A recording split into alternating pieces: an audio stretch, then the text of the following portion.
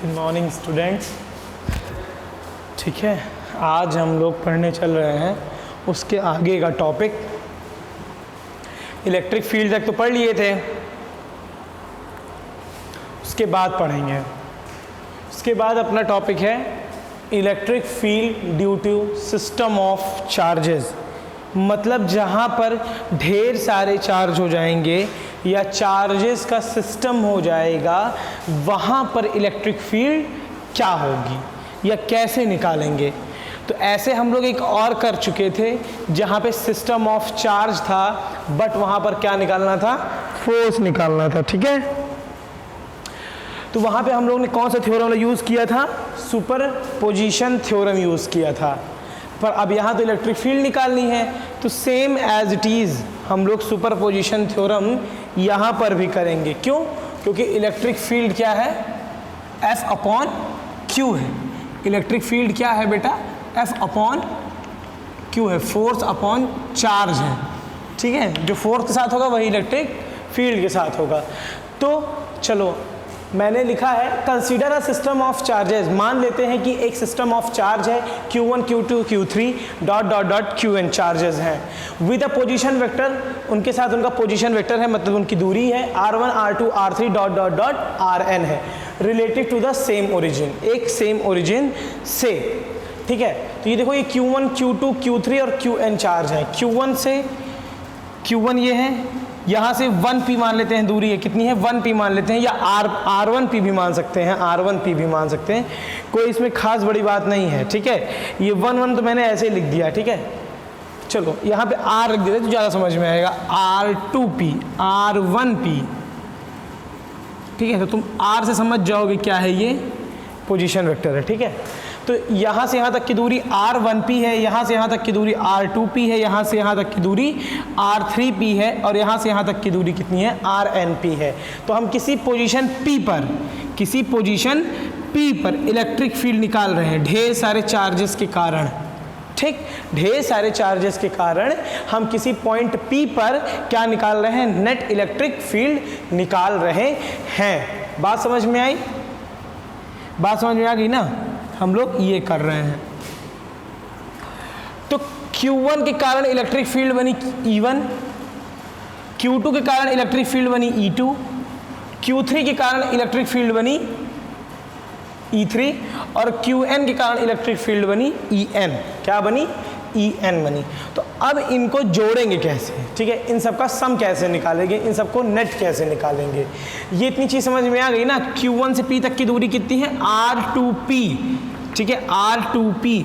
P2 काहे नहीं लिखे, P2 क्यों नहीं लिखे, क्योंकि ये 2 से कहाँ जा रहा है, P पर जा रहा है, P से 2 पे नहीं आ रहा है, इसीलिए R2p लिखे। ठीक है, 2 से कहाँ जा रहा है, P पर जा रहा है। ठीक है, वेक्टर फॉर्म में मैंने समझाया था।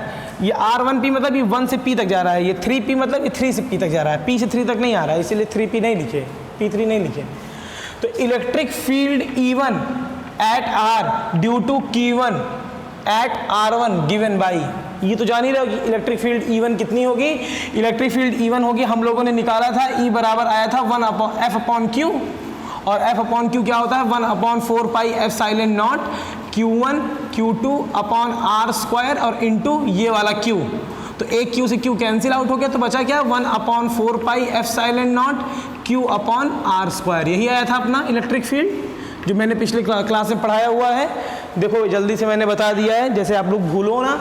तो E1 बराबर कितना हो गया, 1/4 pi epsilon not charge Q1, दूरी कितनी है, R1p का square, into R1p unit cap. Unit cap मैंने आपको पहले ही समझाया था वेक्टर फॉर्म में कि ये यूनिट वेक्टर होता है, जो कि क्या दिखाता है, डायरेक्शन दिखाता है Q1 से P तक की, Q1 से P तक की डायरेक्शन बता रहा है। अब इसी तरह से E2 क्या होगा, E2 हो जाएगा 1/4 pi epsilon not Q2 upon R2p का स्क्वायर इंटू R2p कैप, ऐसे Q3 हो जाएगा। ठीक है, ये क्या दिखा रहा है, यूनिट कैप, ये दिखा रहा है, ये यूनिट वेक्टर है, और ये क्या डायरेक्शन दिखा रहा है, 3 डायरेक्शन दिखा रहा है 3 फ्रॉम P तक, मतलब 3 से P तक, 3 से P तक की दूरी दिखा रहा है 3p। ठीक है। ऐसे क्यू ई एन हो जाएगा 1/4 pi epsilon naught q n upon r n p into r n p, ठीक, का स्क्वायर हो जाएगा यहाँ पे। अब हमें सुपरपोजिशन थ्योरम के अकॉर्डिंग चलना है, तो according to superposition theorem E net क्या हो जाएगा, E1R plus E2R plus E3R dot dot dot ENR को हम क्या कर लेंगे, नॉर्मली ऐड कर लेंगे। ये देखो मैंने ऐड कर दिया, ये तुम्हारा समेशन में आ गया।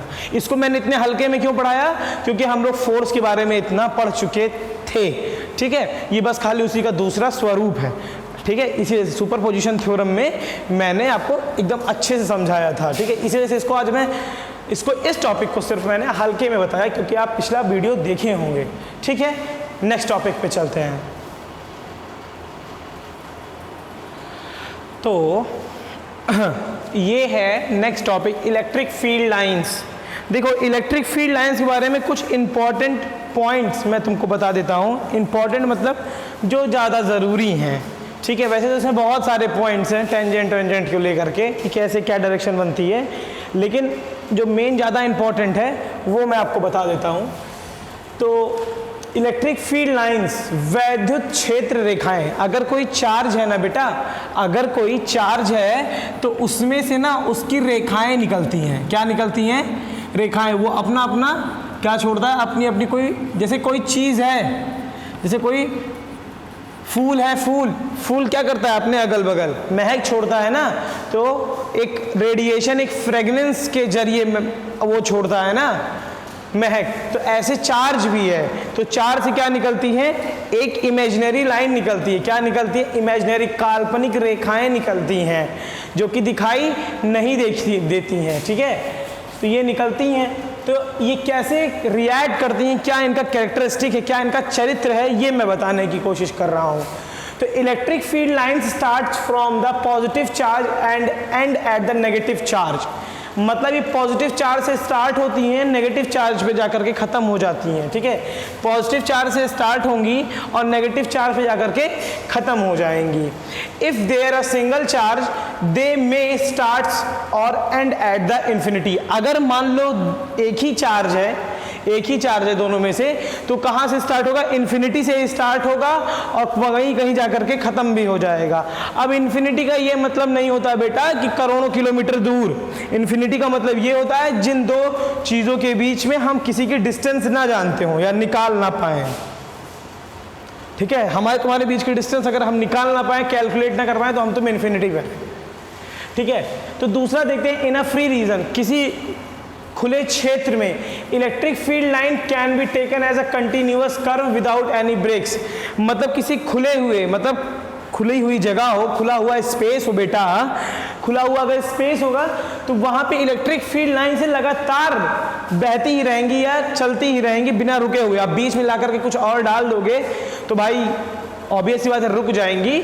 लेकिन अगर इलेक्ट्रिक फील्ड लाइंस हैं और खुला रीजन है, खुला क्षेत्र है, तो वहाँ पे लगातार चलती रहेंगी, कर्व अपना बनाती रहेंगी। तीसरा है two field lines can never cross each other. कभी दो फील्ड लाइंस एक दूसरे को क्रॉस नहीं कर सकती। क्यों? क्योंकि जैसे पास आएंगी रिपल्शन हो जाएगा, दूर भाग जाएंगी, ठीक है। चाहे माइनस वाली आएगी चाहे प्लस वाली आएगी, ठीक है। जैसे ये दोनों पास में आना चाह रही हैं, जैसे ऐसे आना चाहेंगी, ठीक है। मान लो ये भी प्लस से निकल रही है, ये भी देख लो, मैं इसको इधर बता देता हूँ। जैसे मान लो ये प्लस 4 से कोई निकल रही है इलेक्ट्रिक फील्ड लाइन ऐसे, ठीक। जैसे ही यहाँ पे आई पास में, तुरंत इसको क्या कर देगा, ये रिपेल कर देगा, फिर भाग जाएगी, ठीक है। तो ये क्या होगा, कभी एक दूसरे को इंटरसेक्ट या क्रॉस नहीं कर पाएगी। और लास्ट सबसे important point, electric field lines कभी भी क्लोज लूप फॉर्म नहीं करती है। मतलब क्लोज लूप का मतलब अंदर घुस के बाहर नहीं आती है, ठीक है। ऐसे कभी नहीं काम करेगी। प्लस चार्ज है, ये माइनस चार्ज है, यहाँ से घुसी फिर यहीं से निकल आई, इसको बोलते हैं क्लोज लूप। देखो ऐसे नहीं होगा, क्यों? क्योंकि फिर ये तो माइनस से निकल के प्लस पे आने लगी ना, यहाँ प्लस से गई माइनस पे, लेकिन माइनस से प्लस पे आने लगी। और पहला लॉ ये कहता नहीं, पहले इसका चरित्र ये कहता नहीं है। पहला चरित्र ये कहता है इससे प्लस से ही स्टार्ट होंगी, किससे स्टार्ट होंगी, प्लस पे ही स्टार्ट होंगी और माइनस पे ही जाके खत्म होंगी। मतलब प्लस से स्टार्ट होंगी, माइनस पे ही जाके खत्म होंगी, ठीक है। माइनस से प्लस पे नहीं आएंगी। अगर माइनस से प्लस पे आएंगी तो क्लोज लूप बन जाएगा, और क्लोज लूप ही बनाती नहीं है, ये इतना पॉइंट क्लियर हो गया, ठीक। अब नेक्स्ट टॉपिक है अपना सबसे इंपॉर्टेंट टॉपिक है, ये अक्सर क्वेश्चन या एग्जाम में पूछा जाता है, इलेक्ट्रिक फ्लक्स। लेकिन मैं इलेक्ट्रिक फ्लक्स अभी नहीं पढ़ाऊंगा, इलेक्ट्रिक फ्लक्स मैं तब पढ़ाऊंगा जब मैं गॉस थ्योरम स्टार्ट करने वाला हूँगा, ठीक है। जब मैं गॉस थ्योरम स्टार्ट करूंगा तब मैं आपको इलेक्ट्रिक फ्लक्स पढ़ाऊंगा। अभी के लिए हम लोग पढ़ेंगे इलेक्ट्रिक डाइपोल। क्या पढ़ेंगे? इलेक्ट्रिक डाइपोल पढ़ेंगे, और इलेक्ट्रिक डाइपोल मूवमेंट भी पढ़ेंगे, मूवमेंट, ठीक है बेटू। चलो हम लोग पढ़ते हैं इलेक्ट्रिक डाइपोल। टॉपिक डालो इलेक्ट्रिक डाइपोल, टॉपिक डालोगे इलेक्ट्रिक डाइपोल। इलेक्ट्रिक फ्लक्स बाद में पढ़ा देंगे, ठीक। इलेक्ट्रिक डाइपोल टॉपिक है अपना, इलेक्ट्रिक डाइपोल। देखो इसके नाम से ही समझ में आ जा रहा है कि कहना क्या चाह रहा है। ये कह रहा है वैद्युत, इलेक्ट्रिक मतलब हो जाता है वैद्युत, ठीक बेटू। और डाई मतलब होता है बेटा दो, डाई मतलब होता है दो, और पोल मतलब होता है ध्रुव, और पोल हमेशा अपोजिट, ठीक है। इसमें दो ध्रुव होंगे। कैसे ध्रुव होंगे? वैद्युत ध्रुव होंगे, और वैद्युत का मतलब क्या है? वो चार्ज होगा। क्या होगा? चार्ज होगा, ठीक है। देखो बेटा वैद्युत और विद्युत में बहुत अंतर होता है। हम लोग जब नेक्स्ट चैप्टर पढ़ेंगे तो उसमें करंट एंड इलेक्ट्रिसिटी पढ़ेंगे, करंट एंड इलेक्ट्रिसिटी, तो अंतर हो जाता है। पहले चैप्टर में हम लोग वैद्युत पढ़ते हैं, क्या पढ़ते हैं? वैद्युत, और दूसरे चैप्टर में पढ़ते हैं विद्युत, ठीक है। इसमें होता है वैद्युत इसलिए पढ़ते हैं क्योंकि चार्ज रेस्ट पर है। चार्ज किस पे है? रेस्ट पर है। और जैसे करंट और इलेक्ट्रिसिटी में आ जाते हैं, चार्ज किस में हो जाता है? मोशन में हो जाता है। चार्ज किस में हो जाता है? मोशन में हो जाता है। इसी वजह से वैद्युत और विद्युत में अंतर होता है। कोई पूछ ले तो बता देना, ठीक है। वैद्युत क्यों पढ़ते हैं, विद्युत क्यों पढ़ते हैं? है तो इलेक्ट्रिक ही, तो वैद्युत हम पढ़ रहे हैं ना।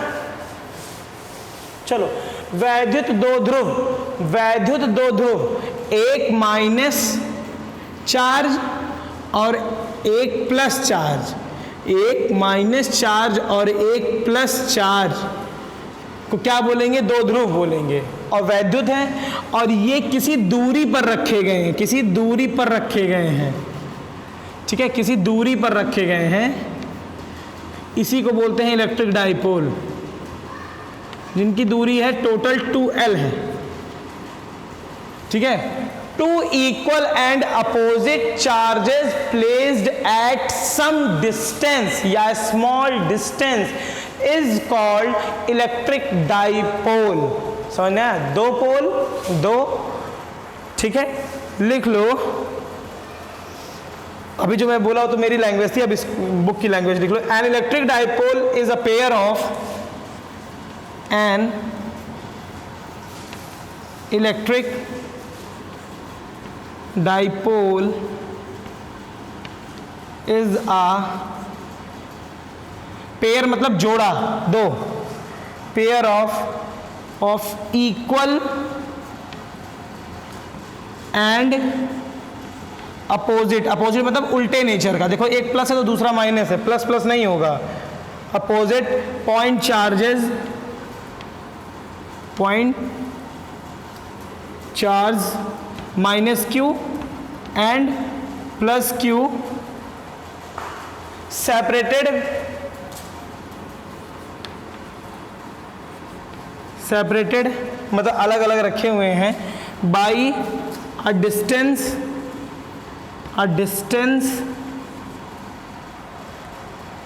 2L, 2L पे डिस्टेंस पे रखे हुए हैं, ठीक। और ये O क्या है? इनका सेंटर ऑफ डाइपोल है। O is centre of dipole. इसको फिगर बना लो अच्छे से। ये इलेक्ट्रिक डाइपोल है आपका, ठीक। अब यहां पर एक टॉपिक और आता है, electric dipole movement. Electric dipole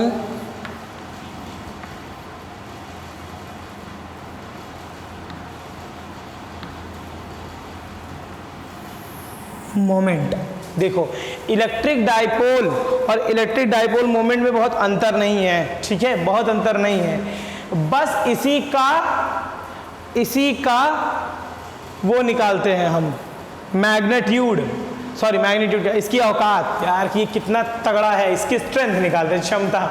तो मैं देसी आदमी हूँ तो औकात पे जल्दी चला जाता हूँ। इसकी क्षमता निकालेंगे। ये जो दो चार्ज है, ये दोनों के बीच फोर्स लगेगा ना, ये प्लस वाला चार्ज है, ये माइनस वाला चार्ज है, तो इन दोनों के बीच में क्या लगेगा, फोर्स ऑफ अट्रैक्शन लगेगा। तो बस उसी की क्षमता को निकाल रहे हैं, उसी की एबिलिटी को निकाल रहे हैं, उसी को क्या बोलते हैं, इलेक्ट्रिक डाइपोल मोमेंट बोलते हैं, ठीक है। तो इसमें तो लिखा नहीं हुआ है,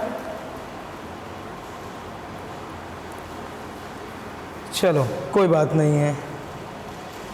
electric dipole moment is defined as the strength of, ऐसे लिखेंगे, electric dipole moment is defined as the strength of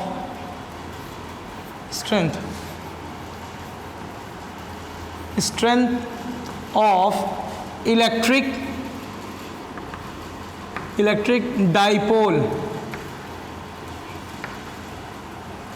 ठीक है। Electric dipole moment is defined as the strength of electric dipole, that is, जो कि है, which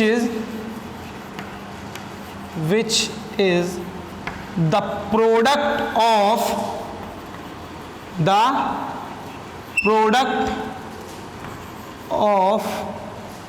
the magnitude of their charges, the product of their magnitude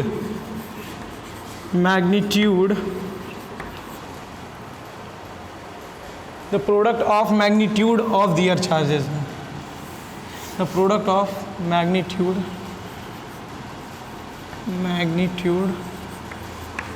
of their charges and distance between them, the product of the magnitude of their charges and distance between them, उन दोनों के बीच की दूरी और charge के multiply को ही क्या कहते हैं, इलेक्ट्रिक डाइपोल मोमेंट कहते हैं। इलेक्ट्रिक डाइपोल मोमेंट क्या होता है कि डाइपोल की स्ट्रेंथ नापता है, कैसे नापता है, जो कि ऐसे नापता है कि प्रोडक्ट मतलब multiply of the magnitude of their charges का चार्ज की मैग्नीट्यूड का प्रोडक्ट और डिस्टेंस का प्रोडक्ट, मतलब डिस्टेंस और चार्ज की मैग्नीट्यूड का प्रोडक्ट ही क्या कहलाता है, इलेक्ट्रिक डाइपोल मोमेंट कहलाता है, ठीक है। इसकी डायरेक्शन क्या होती है, नहीं रिप्रेजेंटेबल लिखो, डिनोशन बाय लिखो, इट इज मतलब electric dipole moment is denoted as vector P। कैसे, वेक्टर P क्या होगा, Q मतलब चार्ज इंटू 2L, यही हुआ ना, product of charge and distance, ठीक है, product of charge and distance, यही होता है इलेक्ट्रिक डाइपोल। उतार लो इतना फटाक से, जल्दी से, 2 मिनट में उतारो।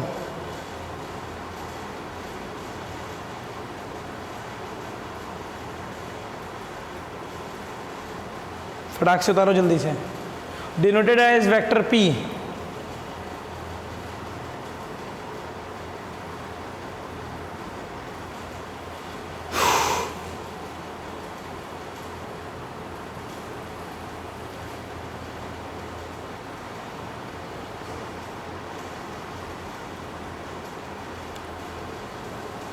उतार लिए,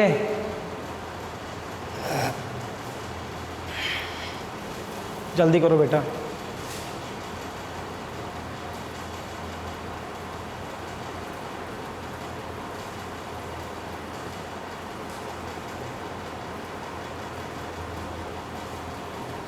अशोक भैया पानी पिला देंगे, हो गया, चलो। रिप्रेजेंटेड एट वेक्टर P बराबर होता है Q2L, मतलब charge into distance, charge the product of charge and the distance between them, ठीक है। It is a vector quantity, भाई पहले बता दिए, it is vector quantity, it is vector quantity, ठीक, वेक्टर क्वांटिटी है ये।